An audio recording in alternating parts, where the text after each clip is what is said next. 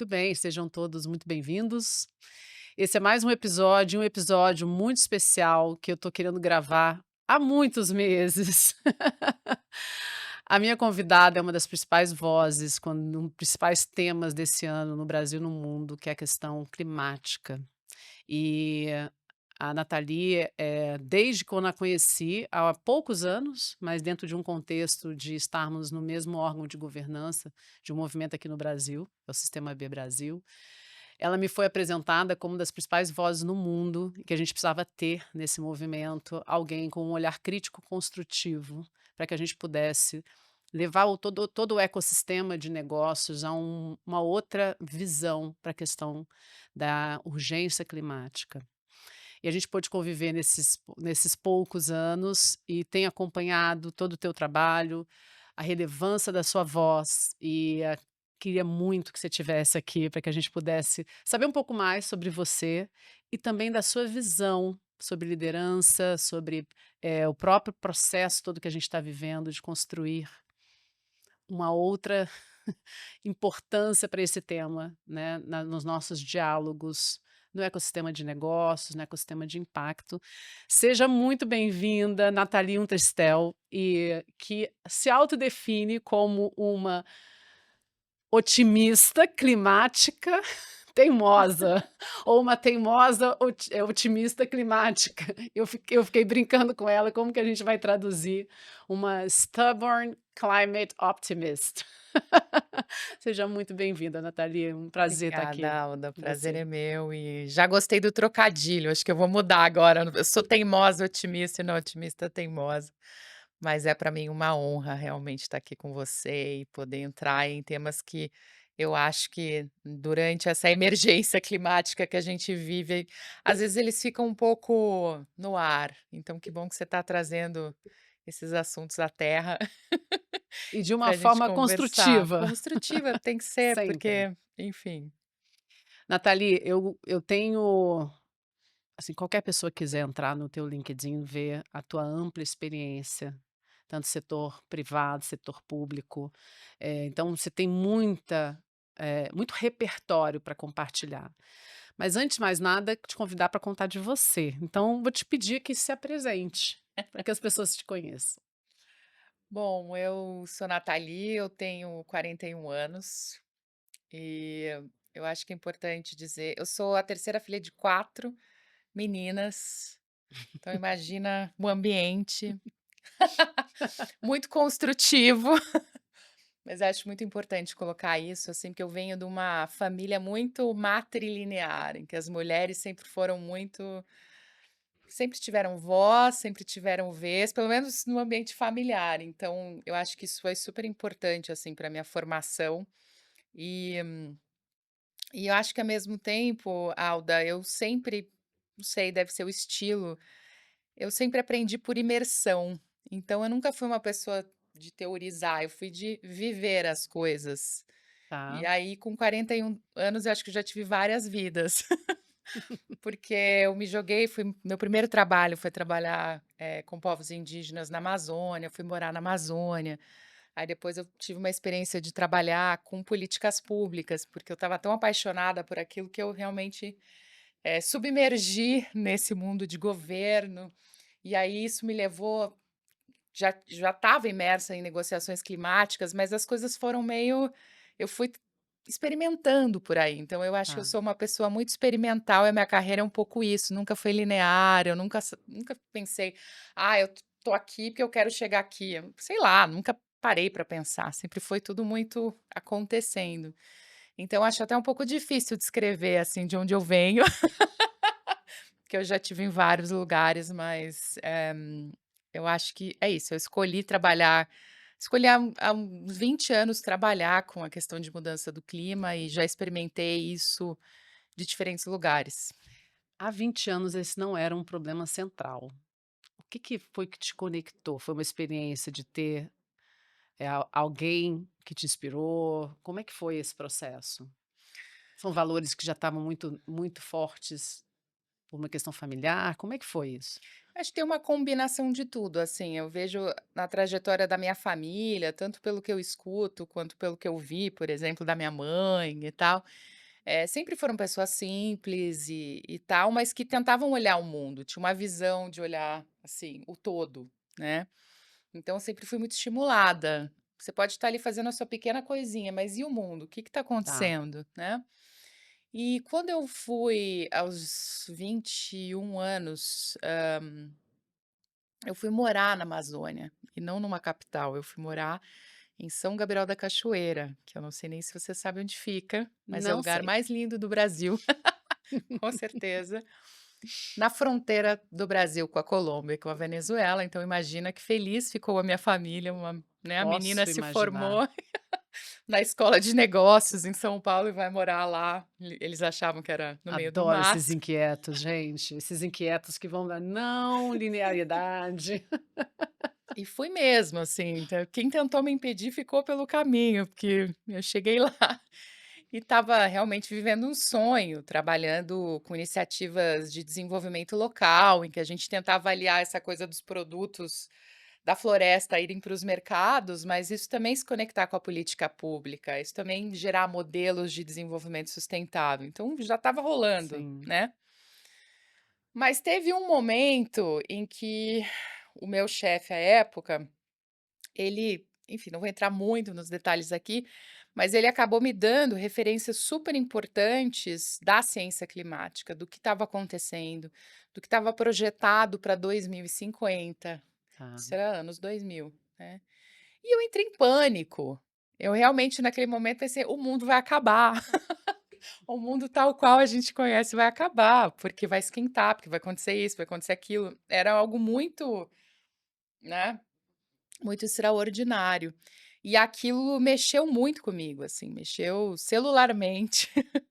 E eu me lembro de, a partir dessa descoberta da ciência climática, dos dados, pensei: "Mas o que que eu estou fazendo aqui?". Tive meu momento Greta, Greta Thunberg, que ela Sim. falou: "Por que que eu vou para a escola, né, se eu não tenho futuro?". Eu pensei: "O que que eu Ah, estou fazendo aqui achando que eu estou salvando alguma coisa, né, ou tentando construir uma coisa linda, sustentável, vai vir esse negócio chamado mudança do clima e, pô, vai levar tudo, né". E aí foi muito legal, porque o meu chefe à época, ele, eu acho que ele entendeu, assim, ele não me falou, mas ele entendeu a crise e ele foi meio me direcionando, então eu acabei indo pra Noruega, trabalhar na Noruega, com as organizações lá, com os movimentos lá, e aí vários portais se abriram, imagino, né, imagino. porque era uma turma que já trabalhava com isso, que estava trabalhando em negociações, então, para mim, essa virada de chave ali em 2007, 2008 aconteceu, e aí tudo aconteceu depois, mas foi meio uma avalanche de E é movimentos. impossi também não posso deixar de compartilhar com você que foi nesse momento que eu estava fazendo minha transição de foi 2005 que eu fui para o terceiro setor, e fui fazer mestrado nessa época, 2007. Uau! Tinha alguma coisa acontecendo também Com o planeta. com o planeta que a gente falou, tem algumas pessoas que têm exatamente essa janela entre 2005.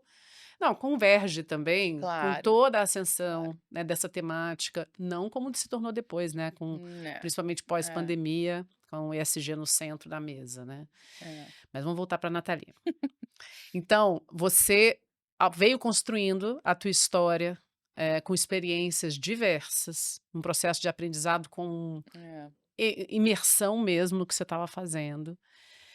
E o que que você, ao longo desses, o podcast tem esse desafio, né, a gente tem pouco tempo, mas eu gostaria muito que você olhasse para o que você construiu e contasse, assim, uma ou mais histórias que você tem muito orgulho de ter construído. Uau! Eu acho que tem uma história bem desse comecinho da vida, assim, vou tentar ser sucinta pra gente, mas que eu acho, assim, me dá muito orgulho, porque ela perdurou, ela durou, né, então a gente começou ali em 2004, 2005 e a gente tá 20 anos depois e ela continua acontecendo. Tá, Que assim que eu estava para me formar, eu fiz uma aí que tá a loucura. Eu fiz uma faculdade de business, eu estudei na GV em São Paulo, em tese não tinha nada que ver com nada disso. Tudo a ver hoje, mas na época não tinha. E eu já estava fazendo estágio, já trabalhava numa organização lá que trabalhava na Amazônia, mas, em algum momento eu percebi, de uma forma muito natural, que todos os projetos que a gente estava fazendo de conexão da floresta com o mercado eram com homens, eram os Hum. homens indígenas. E um belo dia, do nada, eu perguntei: "Mas e as mulheres? O que elas estão fazendo, né, onde A estão e terceira tal?". filha de 4 meninas. E aí foi muito legal que o Mário Baniwa, que, enfim, era esse interlocutor, hoje claro, um senhor, e o André, uma liderança já. "Ah, elas têm os jardins de pimenta". Eu falei: "Os jardins de pimenta já soa um negócio legal, né". Gostei também. "Ah, o que que é isso, tal?". E aí a gente começou a trabalhar, e daí, enfim, resumo da ópera, eu estava saindo da faculdade, mas a gente inscreveu um plano de negócios da Pimenta Baniwa no ciclo da Choca, e aí isso o Beto Ricardo, que era o meu chefe, essa grande figura super importante, ele era um cara que adorava também essa coisa. Ele era um antropólogo, mas que ele gostava desse babado.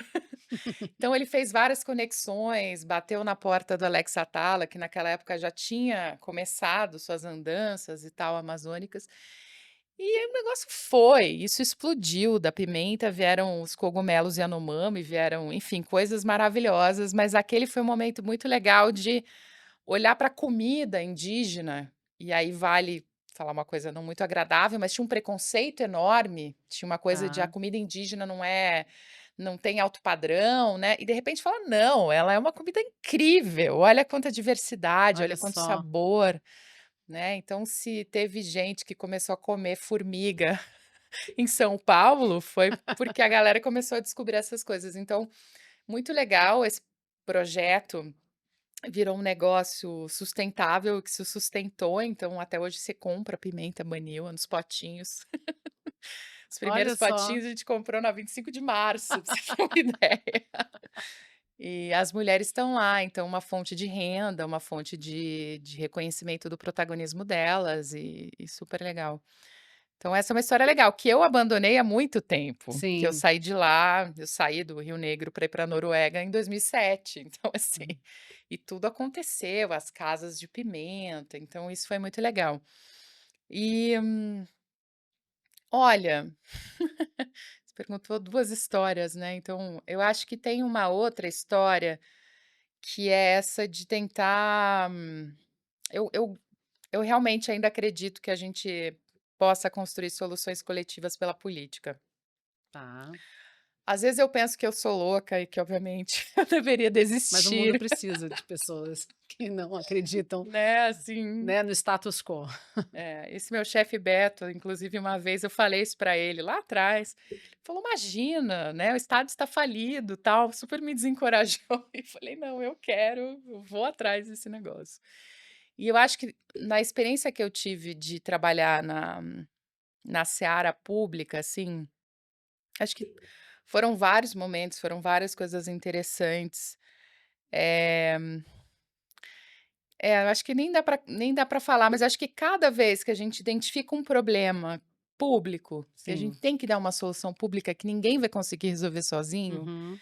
e a gente consegue colocar as pessoas na mesa para conversarem, só as perguntas já ajudam a resolver o problema, É sabe? verdade. Você não O precisa ganho da criar. consciência por meio das perguntas, né. Enfim, aí me vieram várias coisas na cabeça aqui, mas particularmente, assim, tinha um problema muito difícil de resolver, que era criar um mecanismo, para financiar países que reduzissem seu desmatamento. Tá. Isso demorou tempo pra caramba, teve, enfim, muita gente envolvida e em 2013 isso foi possível, assim, e aí tem toda uma historinha, não vai dar tempo de contar, mas Não, pode junto contar. com outras pessoas, era muito assim, todo mundo queria um acordo internacional, mas a gente não conseguia colocar alguma coisa na mesa, parece que tinha uma Tá. barreira invisível.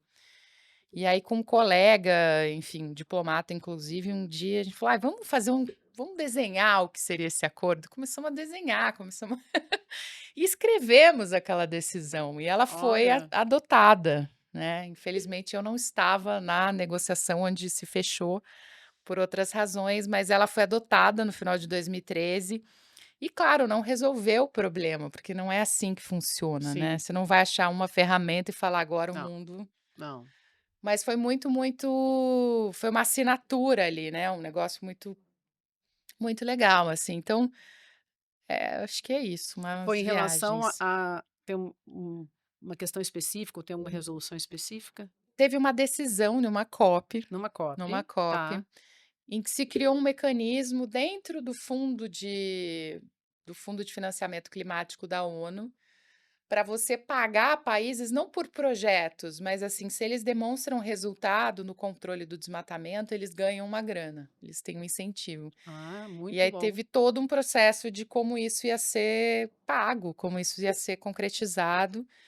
Enfim, o Brasil já foi pago por isso, a Indonésia, a Argentina até que É? tem vegetação, então super legal e assim, acho que o processo de chegar nesse lugar, de ter algo concreto foi muito interessante. E Nathalie, como a gente vai chegar a muitas pessoas, e esse é o objetivo também, porque quem está hoje minimamente conectado com esse tema sabe que se quiser fazer uma mesa relevante para falar sobre esse tema, a Nathalie não pode não estar nessa mesa. Imagina. Mas é verdade, assim, a gente trazer uma voz como a sua é relevante. Quais são os papéis que você hoje está ocupando? Uhum, E como está sendo a tua escolha para estar nesses papéis? Por uhum, que que você está nesses papéis? Aí só espelhando, porque eu não preparei isso com ela não, então eu tô colocando ela aqui para pensar em tempo real. Porque quando me perguntam: "Nossa, mas por que que você está ao mesmo tempo como consultora a partir da Pares, como professora a partir das escolas de negócio, apoiando movimentos, uhum, né, como a Liga, como o Sistema B?" Porque eu entendo que o meu uhum, papel é apoiar o desenvolvimento de lideranças, organizações e uhum, ecossistemas no seu processo de desenvolvimento, sempre com um olhar para inovação e impacto. O como eu faço isso, eu vou colocando. Então, eu estou agora jogando de volta para você. Em que papéis você está hoje e por que que você escolheu esses hum. papéis? A minha missão está muito clara, assim, eu realmente acho que eu quero estar no lado da história que tentou responder e ainda tem muita fé que a gente vai conseguir responder à emergência climática, assim, acho que não dá para desistir, pelo contrário, por isso que eu me auto-intitulo otimista, Otimista e né, teimosa. e teimosa, mais teimosa que Eu otimista também sou muitas teimosa e vezes. otimista. Climática eu não sou ainda. Ainda. Não, não que eu não milite nessa área, mas imagina, nessa mesa eu falar que eu sou climática, né, é uma presunção. Vamos não, vamos nessa. Alda, eu hoje eu tenho 3 principais, eu acho que papéis, né, para pegar o que você trouxe. Acho que um é de presidir uma organização que chama Talanoa, que está nesse fronte de construir políticas, né, e construir política muitas vezes é dialogar, Sim, muitas vezes é confrontar, perfeito, porque é esse o jogo, né, nem todo mundo vai querer dialogar, então você tem que dar uma batida na porta. E quando a porta se abre, isso tem que se construir. Então esse é o meu papel, é o papel de estar ali, numa espécie de provocação barra diplomacia para a gente avançar, né. Eu tenho um outro papel, que é esse papel de, tá eu sento e até pouco tempo atrás presidia um painel dentro do maior fundo climático do mundo, que é o Green Climate Fund, né, então estava ali nesse é uma outra um outro olhar, e o meu papel ali é construir um ecossistema de green climate players. O que que é isso? Atores que se tornam os financiadores climáticos. Então, ali eu trabalhei desde o Banco da Micronésia, tá, tá, até um grande banco japonês, de uma ONG até uma boutique de investimentos. Todos eles querem ter um papel no ecossistema do financiamento climático, né. E aí o Green Climate Fund, mais do que um lugar que, enfim, canaliza recurso, ele foi criado com esse modelo de estruturar essa rede de parceiros, ajudá-los a perfeito, crescer, né. tá. E aí é um outro por isso que eu viajo tanto, por isso que a gente demorou tanto para estar aqui. Não, assim, é o privilégio dela estar aqui, pessoas vão Você, achar que eu sou Nathalie, tá muito em que país, difícil. Nathalie? Ah, você vai não, não vou estar em São Paulo. Aí vamos de novo. Não, essa vez eu não vou estar, mas conseguimos. Conseguimos, conseguimos, mas foi muito em função dessa agenda, né, de Imagino. rodar o mundo e que privilégio enorme, né, então a gente tentou uma vez que eu tinha ido para as Ilhas Cook, no Pacífico Sul, outra vez na Tem que fazer o Coreia, Google quando fala. Você tá onde, Nathalie? realmente, assim. E um terceiro papel que eu acho que coincide muito, enfim, eu acho que é onde a gente se encontra mais diretamente, que é esse do, eh, eu nem vou dizer que é de conselho, né, de conselheira, mas eu acho que é meio de provocadora, e que eu exerço com muito prazer, tanto pensando em comunicar na imprensa, em colocar questões, né, que eu acho que são relevantes na arena, quanto em movimentos, quanto em grupos, Perfeito. né. Então o Sistema B é um dos conselhos em que eu atuo, eu estou em conselhos de outras organizações, e eu vejo muito que o meu papel não é de ir lá tomar decisão, existem executivos para isso, né, mas é tentar, de novo, qual é a visão, o que está acontecendo no mundo, como é que a gente se relaciona com isso, assim, A alegoria da caverna enfim, de Platão, né, você tá vendo o mundo trazendo gente, vamos lá. qual é Olha o o que está acontecendo é, lá fora. Vamos exato, olhar com mais rapidez para esse assunto? Eu vi que você exato. também está no conselho da Fundação Dom Cabral também, né?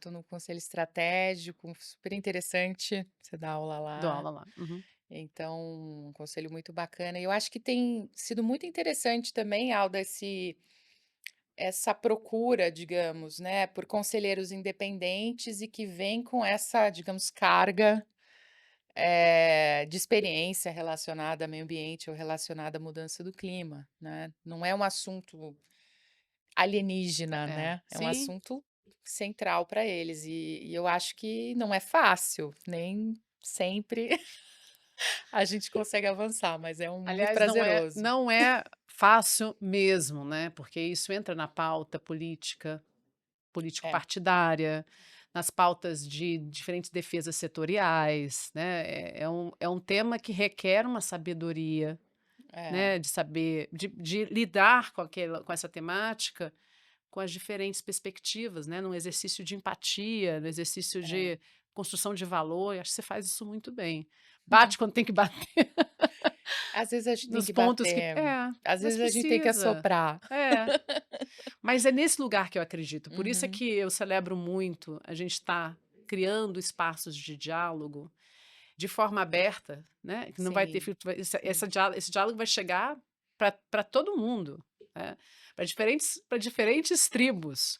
E essas diferentes tribos muitas vezes pensam de uma forma muito diferente, ou Muito, muitas vezes o que está muito. sendo falado aqui nessa mesa vai ao encontro ou vai de encontro, né, vai ter diferentes, repercussões para as pessoas que estão Sim, ouvindo. sim. E que ouçam sempre de forma construtiva. Tudo que é trazido para cá, a gente sempre faz para isso, para que a gente possa provocar o que precisa ser provocado. Então, hoje você está nessas diferentes frentes, isso te traz uma autonomia também, Uhum. de ter a sua Sim, voz, de sim, poder estar nesse lugar de fala, né, para diferentes esferas do poder, de diferentes setores também. E o que que você está construindo hoje, além desses papéis? O que que você sente que você está construindo?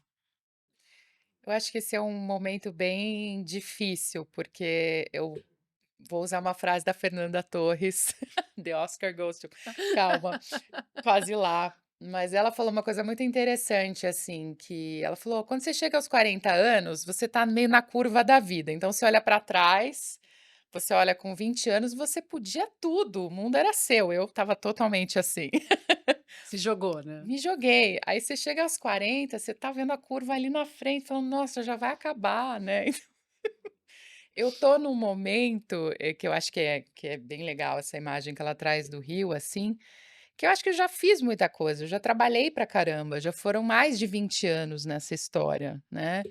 E que agora pra mim o que eu tô construindo, na verdade, é meio não uma saída, porque não se trata disso, mas eu acho que é um pouco ressignificar, né, nesse momento da crise da meia-idade, Mas ela é verdadeira, né? né. É. e que eu acho que tem que abrir espaços, assim, eu acho que é um processo de abrir espaços para outras pessoas, mas também para outras visões. Então eu tô nesse processo, eu não sei ainda o que eu tô criando, mas eu acho que dentro de mim eu tô criando uma consciência de que eu não preciso mais ficar fazendo tanta coisa, eu não tenho que provar nada para ninguém, nem para mim mesma, É muito né, poderoso então esse processo.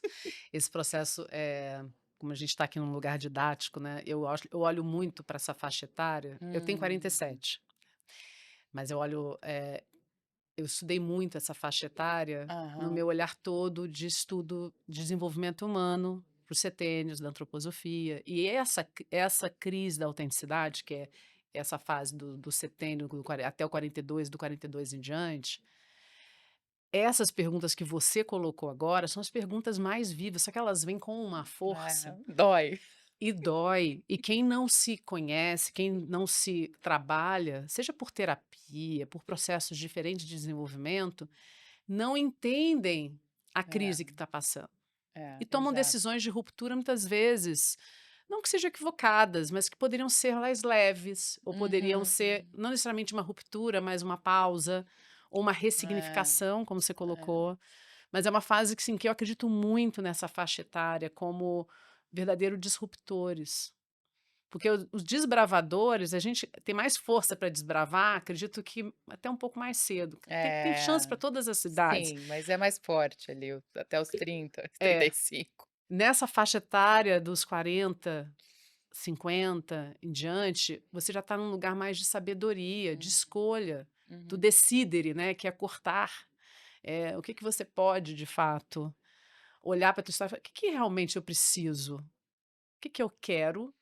Por que que eu estou É. fazendo isso? Não faz parte mais da minha vida", né.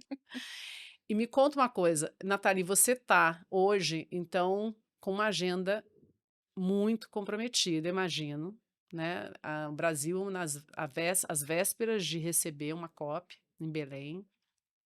Então ainda dentro do tema, o que você está construindo, onde você está colocando tua energia esse ano?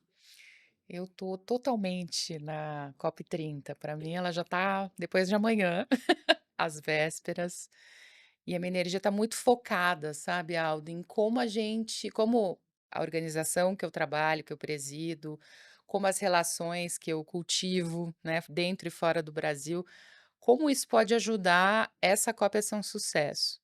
Não só porque ela é no Brasil e eu acho que a nossa brasilidade ajuda, né, Sim, mas porque esse é um momento muito definidor, assim, eu tenho muita clareza disso, a gente está, num processo, né, do aumento das emissões crescente, ainda que tenha desacelerado um pouquinho recentemente, a gente está vendo os impactos da mudança do clima aqui no nosso dia a dia, né. total. Uhum. A gente tem um nível de desinformação absurdo, e aí não estou falando só de quem é manipulado pelo WhatsApp, mas de fato de pessoas esclarecidas, É né, verdade. que estão aí, enfim, né, tem uma máquina de propaganda, contra as soluções climáticas muito ativada no momento. Então eu acho que é um momento, assim, eu tô com muita clareza, meu foco é a COP30 e o meu foco são alguns assuntos que eu tenho certeza que podem, se bem trabalhados, a gente pode dar uma outra cara, uma outra forma de lidar a partir da COP30. Eu acho que ela pode ser esse ponto de virada, né. Só para dar um exemplo, um desses assuntos é o que a gente chama de adaptação. O que que é isso? A gente já está nesse mundo mais quente, o clima já é Isso muito mais isso não se instável, muda, né. né. Exato. Essa variável não está no nosso painel de comando. Ela já está aqui, né. Mas a gente continua fazendo absolutamente tudo do mesmo jeito, como se nada tivesse mudado, né. A gente usa as mesmas roupas, a gente busca tirar férias no verão, as escolas não pausam quando tem onda de calor, as aulas de educação física Olha, é continuam mesmo, acontecendo, é verdade. né.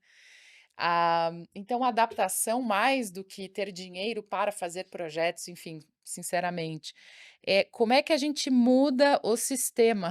Como é que ele dá um reset, um reshuffle, sei lá, para que a gente possa em vez de ficar só no lugar do sofrimento, que é muito dolorido, a gente sofre quando a gente vê: "Poxa, mas o meu verão nunca mais vai ser o mesmo", É. né, então você que é carioca, eu acho que vai entender ainda mais É. isso, né. O meu Que verão verão, é que esse, verão né? é esse ou que É, inverno, né, porque é isso, os lugares, as sensações, nem tudo vai continuar a existir do jeito que a gente conheceu, né. Então como é que a gente lida com isso, saindo do sofrimento, da dor, dessa coisa de o mundo vai acabar, para uma coisa de: o "Que que eu faço com isso? Qual é a solução?", né, "Qual o meu poder?". E aí só para fechar, nessas minhas andanças bons pelo pontos. mundo, eu fui para o Pacífico Sul e foi maravilhoso. Aliás, eu tô apaixonada É, pelo Pacífico, é incrível. Eu fui pra Micronésia e para as Ilhas Cook, foi, sim, me tocou muito. E uma das coisas que eu ouvi lá, assim, eu já tinha ouvido, mas outra coisa é você tá lá e ouvir das pessoas, né. Você chega lá, aquele paraíso, aquela coisa incrível, e o mote deles é assim, em inglês: "We're not drowning, we're fighting". Então, se vocês acham que a gente está aqui se afogando, que a gente vai deixar de existir, não, a gente está bravamente, né, lutando ou, enfim, de uma forma mais delicada, existindo, vivendo. E eu acho que é um pouco essa cara que a gente pode dar na COP, né, reconhecer com muito realismo todos os problemas, sim. tudo que pode acontecer, as catástrofes, mas não se deixar prender nesse lugar. Eu acho que a gente tem que soltar e evoluir. Vamos ver, é uma aposta alta. Mas você falando, me veio, uma reflexão, claro, né, com a lente que eu geralmente uso, que é de desenvolvimento humano, né. De que forma que a gente pode apoiar o desenvolvimento de lideranças de diferentes setores para olharem para a adaptação. Claro que não dá para olhar com otimismo, Uhum, mas dá uhum. para olhar com uma perspectiva de inovação e leveza. Vamos colocar dessa Sim, forma, que a sim. gente consiga olhar para isso assim: "Gente, dado que assim será, o que que a gente pode fazer para construir as variáveis que a gente pode apertar nesse painel de comando?". Então, isso me trouxe essa perspectiva e eu acredito que possa ser uma pauta para se dialogar em cima disso. Uhum. E até aproveitando, o que que você verdadeiramente acredita que a gente pode esperar dessa COP? Olha que eu não sou uma pessoa leiga, não posso ser, né, eu trabalho quase 20 anos dentro dessa agenda macro, né, de impacto socioambiental e inovação, mas eu nunca fui a uma COP, né, então como a gente está falando aqui com pessoas, a maior parte nunca foi numa COP, a gente não precisa também entrar em o que é uma COP, né, mas o que que a gente pode esperar de uma COP? E quem estiver lá, que dica que você tem Uhum. para que entre num lugar mais protagonista, construtivo? Olha só, vamos trazer uma Uau, perspectiva. uau, O que esperar dessa COP, uau. Nathalie? O que que a gente pode estar celebrando? O que que a gente verdadeiramente, até onde a gente consegue levar essa régua? Entendi. Não, é muito boa essa sua pergunta e, na verdade, vou dar uma resposta meio clichê, mas sabe aquela frase do Kennedy que falava: "Não pergunte o que o seu país pode fazer por você, e sim o que você pode fazer pelo seu Pelo seu país". país, é. Acho que pode ser isso. Não pergunte o que a COP vai entregar para você, mas o que que Exato. você pode. Eh, assim, uma COP, ela existe para uma negociação entre 195 países. Tá, É o cerne, não existe uma COP sem esse processo, é onde eu vou estar, principalmente, é nesse lugar de, né, tem os países negociando e tem os observadores empurrando ambição, empurrando otimismo, né, fazendo críticas construtivas. Eu vou estar nesse lugar, então para mim perfeito. e as pessoas que vão estar nesse lugar esperam dessa COP decisões políticas, né, decisões claras, mensagens, inclusive, que contraponham toda a loucura dos chamados homens fortes no mundo, né. Então a gente vai estar nesse lugar. Tá, Só que no entorno desse espaço, que é o menor de todos da negociação, ainda que muito complexo, você vai ter um monte de coisa acontecendo. Você vai ter um espaço de engajamento da sociedade civil. tá. Então muita gente vai caber aqui para contar o que está fazendo ou conectar, como a gente ouviu da Bia Saldanha, né, que lá na Eco 92, ela clicou e falou: "Meu Deus, eu vou fechar minha loja em Maravilhoso. Ipanema e vou". Eu quero saber quem são as Bia Saldanhas que vão fazer isso na COP Muito bom. 30, né. Tá. Tem um outro espaço, que é um espaço muito do setor privado, de cobrar e dar exemplos para os governos daquilo que a gente pode fazer para acelerar a transição, Via setor privado, via em setor privado, parceria. em parceria, localmente, regionalmente, nacionalmente. Então, tem um amplo espaço para as pessoas protagonizarem histórias, né. Agora a minha dica, o meu pedido, na verdade, Alda, é que eu tenho visto COP após COP, né, mesmo estando mais na área da negociação, a gente também, claro, circula pelos demais espaços, mas eu tenho visto muito uma necessidade das pessoas falarem, elas querem ser ouvidas, né, mulheres em especial, ninguém está me ouvindo. Eu ouvi muito isso na É, última COP, assim, mulheres de diferentes lugares. E é óbvio que eu entendo e simpatizo mas eu gostaria que na COP 30 as pessoas fossem para escutar e não para falar. olha que provocação boa. E de que forma, aí construindo em cima do que você está dizendo, de que forma que a gente pode melhorar a capacidade de escuta coletivamente? Talvez numa escuta com um diálogo depois, Com certeza. com uma agenda após, né, não necessariamente ali, Uhum, mas, né, em uhum. cima, se bem que as decisões são tomadas ali também, né, mas de que forma talvez É, antecipar alguns, é. enfim, eu sou uma novata no assunto COP, vou me sintonizar nisso esse ano, mas, me vem um pouco isso, se alguém que já foi várias vezes está vendo dessa forma, né, de que maneira que a gente pode estar numa outra qualidade. E talvez no flavor, né, no sabor brasileiro, que o brasileiro tem um lugar também de inovação social, na minha visão, muito Uhum. único. Muito, É muito, muito muito, único. Você muito. percebe isso também? Muito, muito. E a Amazônia É verdade. em É. particular, assim, muitas inovações, eh, nasceram lá para depois irem para o âmbito nacional ou para irem para outros lugares. Então, falo disso do público, mas também do privado, também das comunidades. Então, talvez uma provocação em cima da provocação é escutar os amazônidas, num primeiro momento, assim. O que eles estão fazendo? O que eles querem falar? Eles querem ser ouvidos, eu acho que eles devem ser ouvidos, né. Precisam. Então mas acho que é um exercício também, porque nessa era instagramável, eu muitas vezes vejo, por exemplo, Dubai, foram 100.000 pessoas na COP, Eu não tinha esse número. É muita gente. 4.000 brasileiros, 4.000 foi a maior delegação.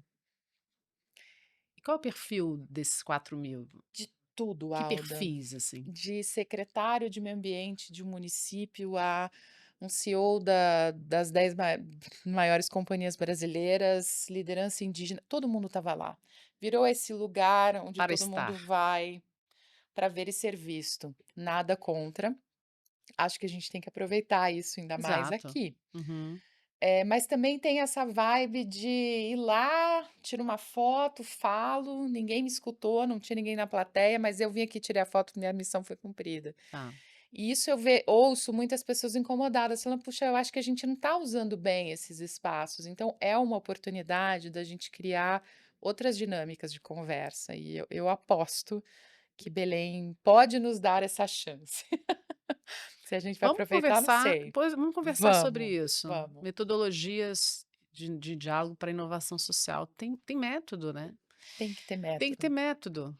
Eu não acredito, em inovação sem trazer diferentes pares, pares no sentido de diversidade mesmo, né, para a mesma mesa, e com metodologia levar É, a um outro lugar, é. né, de construção.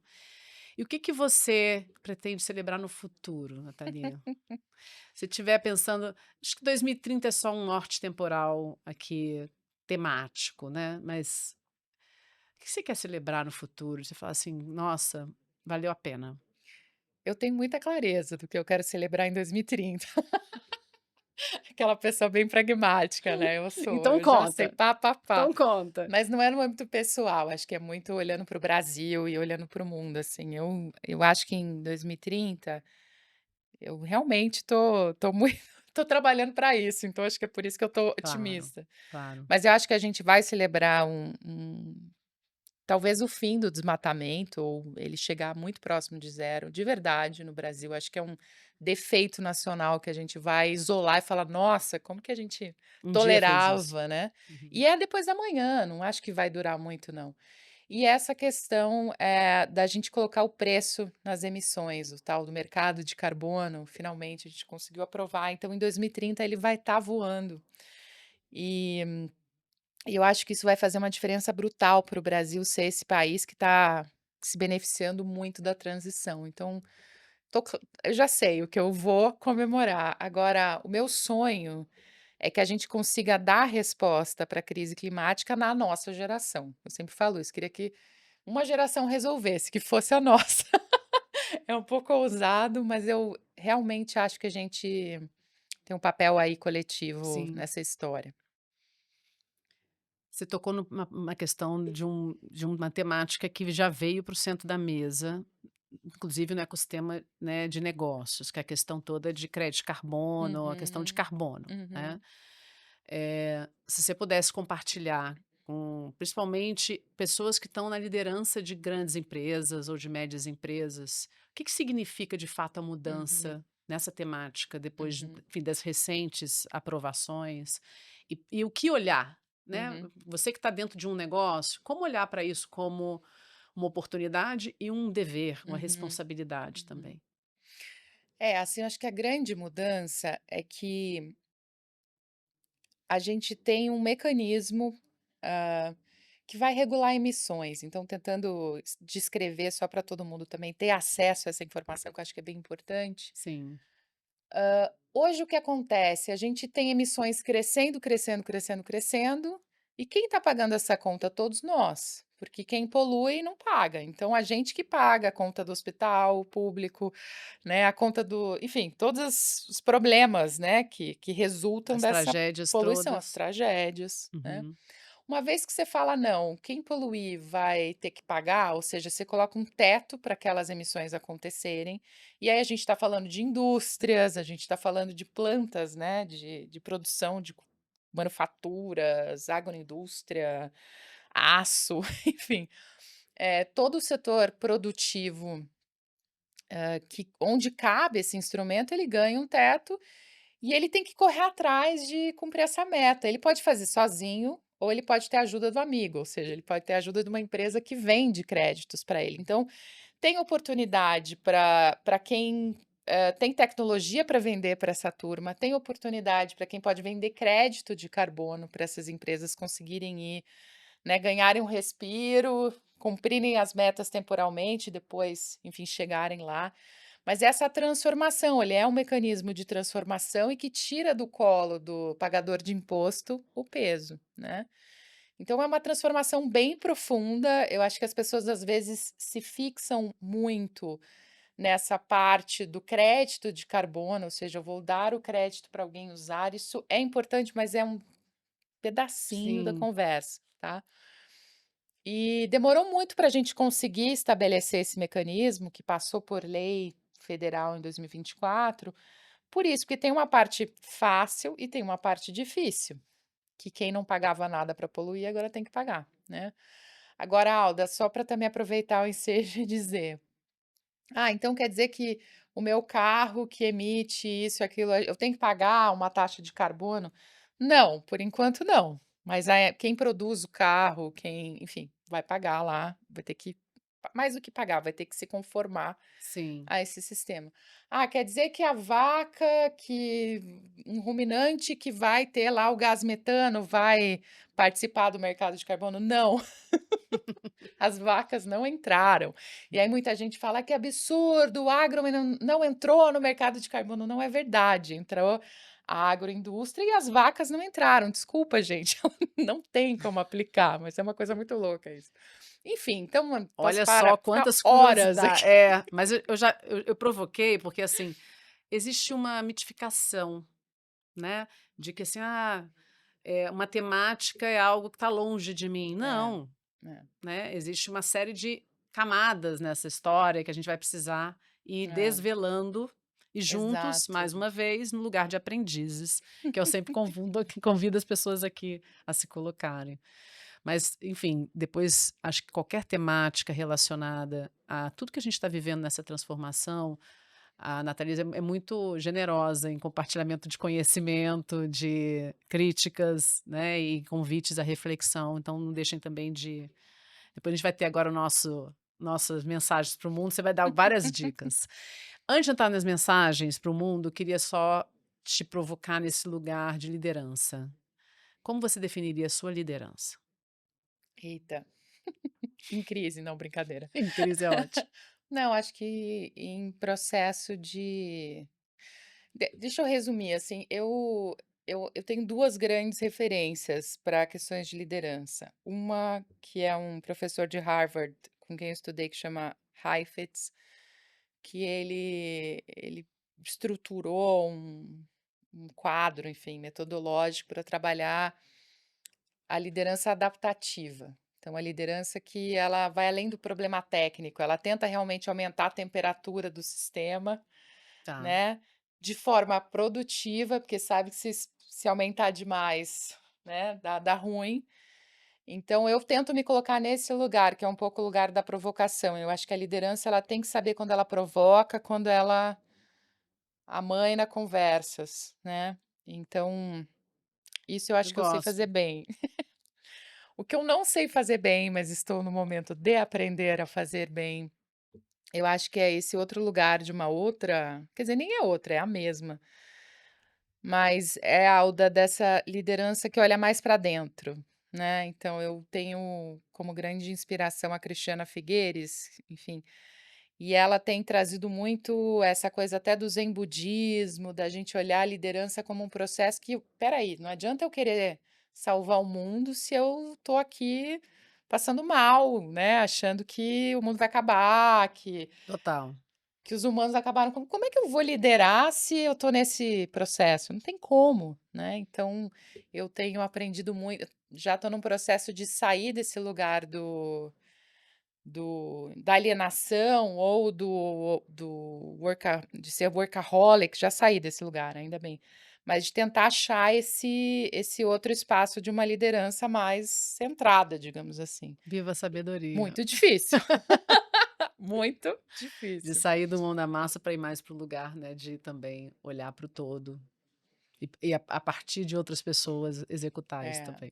Mindfully, né, tem que ser tudo É, muito muito muito bem, vamos para nossa sessão. vamos, vamos. Eh, a gente tem vou te trazer, você já conhece, porque você foi minha co-anfitriã, né, mas vamos tentar fazer isso mais pingue-pongue ainda. É uma frase. Deixe o pessimismo para dias melhores. Muito bom. Um livro. Aí eu até trouxe o meu livro aqui, Uma Viagem ao Centro da Terra, é um Jules clássico do Verne. Jules Verne, mas é delicioso, Fiquei super curiosa. é muito, Eu não muito li esse livro. gostoso. Vale, eu vou te dar de Ah, presente, maravilhosa. muito bom. Um filme. Eu não sou uma pessoa muito de filme, meu Pode ser Deus. série também. Eu abri essa exceção outro dia e depois passei a dizer isso sempre. Um filme ou série. Pior que eu tenho péssimo problema com nomes, mas pode pular, daqui a pouco eu volto. Pulei. Uma liderança pública que te inspira. Você já A lidou com Cristiana tantas. Figueires eu acho que é uma grande inspiração, assim, não só porque ela atua no meu campo, no meu campo, mas porque ela foi nesse lugar de falar: "Cara, a gente precisa ter um olhar interno muito maior do que o olhar externo", e eu acho que esse é um bom lugar. Uma pessoa para seguir nas redes. Nossa, Paulina Chamorro. Anotaram? Um medo. Oh, um medo. Hum, meu Deus. Não temos. Não Temos, trabalhamos com temos medo. muito. Temos vários medos, mas eu acho que hoje um medo, assim, é esse da manipulação. Tá. de, tipo, ficar presa no consumismo das redes, entendeu? E de repente perder essa capacidade interna de saber quem eu sou e as máquinas saberem mais de mim do que eu e assim Boa, por diante. Eu da acho que isso autenticidade, é né. Um sonho. uau, dar a volta ao mundo de veleiro. Ai, que delícia. Ainda não é um sonho, mas é uma coisa que eu gostaria de fazer. O que pra você, Nathalie, não se negocia? Verdade. Pra mim também não. Um erro que você não quer mais cometer? Vários. Eu já aprendi Diferente também, da tem Bia, né, que a a Bia não, falou: pode "Não errar. quero", tem vários que Nossa, eu já aprendi muito, doeu, né.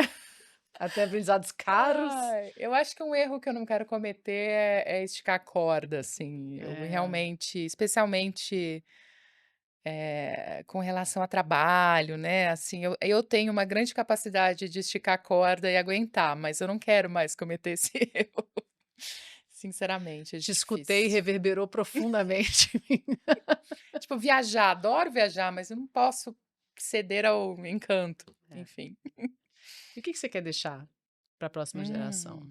Que é além do que você quiser celebrar ao final, o que você quer deixar? Eu acho que é alegria, sabe, eu acho que é alegria. Hoje em dia eu acho que conhecimento, tudo isso vai mudando, as coisas vão mudando, o que hoje a gente acha que conhece, amanhã tem outro evolui, né. Mas É, eu acho que a alegria e coisas boas elas são atemporais, assim, a gente lembra da infância, a gente lembra de pessoas que a gente, né, memórias afetivas são baseadas em sentimentos bons, então, enfim, se chorei ou se sorri, o importante é que fui feliz é e, deixar o né, sentir, né.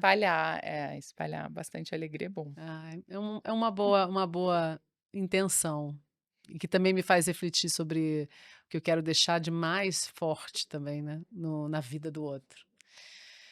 Bom, você sabe que você já participou da gravação comigo, a gente tem esse momento final, que é a oportunidade de você falar diretamente olhando para as câmeras não, para a sua câmera, porque aqui a gente tem um estúdio, a gente já Ah, está até muito bom. habituado, mas é muito isso, assim, para uma mensagem para as pessoas que estão querendo saber mais sobre você, querendo saber mais sobre como estar no teu lugar, Hum. né, como liderança, como estar nessa área, uma mensagem que você queira compartilhar.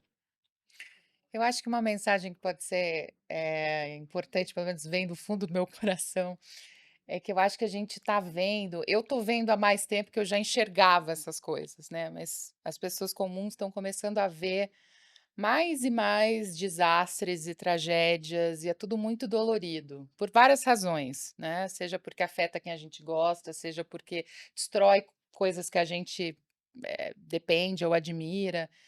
E muitas vezes eu acho que a gente pode ficar preso nesse lugar de: "Nossa, então vamos jogar toalha, tudo já está destruído mesmo, acabou". E o jogo não acabou. Então, assim, cada coisa que a gente puder fazer, por menor que seja, ela não vai resolver o problema, mas a soma de todas essas coisas pode sim fazer uma enorme diferença. Então, eu acho que nesse momento, tudo que a gente puder fazer, né, que seja, enfim, eu citei escola, né, a escola é esse lugar de transformação, seja na nossa casa, seja questionar nas redes sociais certas coisas, isso sim pode ajudar a gente a enfrentar, a responder essa emergência Concordo. climática. Então, não percam o poder pessoal, porque ele sim pode ter enorme diferença e ele pode também enfim, a gente vai somando os poderes, vai somando as pessoas e isso vira uma grande onda. Então, eu queria convidar todo mundo a não perder o foco, não perder a alegria de viver e, enfim, vamos em frente. Não, estamos alinhados, porque é isso, histórias precisam ser contadas. Cada um abra a câmera ou abra o microfone, que conte as suas histórias, ou compartilhe, nem que seja não no microfone, mas com outras pessoas, uma história de que fez alguma coisa e aquilo ali É. transformou positivamente. Nathalie, que você tenha muita saúde para poder lidar com tanta transformação que você tem nitidamente um lugar muito especial e de muita relevância. Eh, Acredito que não só para o ecossistema no Brasil, né, mas para esse despertar para as pessoas nesse tema que a gente vai ter, querendo ou não, que entender, né, vai ter que de alguma forma ser parte, alguma parte, porque a gente já é, né, mas de uma parte mais consciente, mais atuante.